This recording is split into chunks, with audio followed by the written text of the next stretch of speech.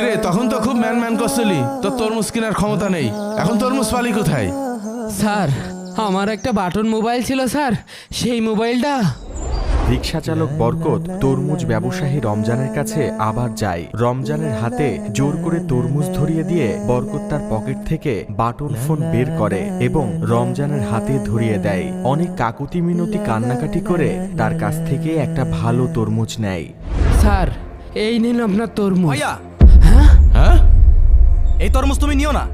না না হুজুর, এই তরমুজ যদি স্যার ফেরত না নেয় তাহলে সে আমার গাড়িটা ফেরত দেবে না হুজুর। কেন তরমুজ নেবো না কেন? ও আমার 1000 টাকা দামের তরমুজ ভেঙে ফেলে দিয়েছে। এই তরমুজ না নিলে আমি ইফতারি করবো কি দিয়ে? তুমি এই তরমুজ দিয়ে ইফতারি করলে তোমার রোজা না। কিরে তখন তো খুব ম্যান ম্যান করছিলি, তোর তরমুজ কেনার ক্ষমতা নেই, এখন তরমুজ পালি কোথায়? স্যার আমার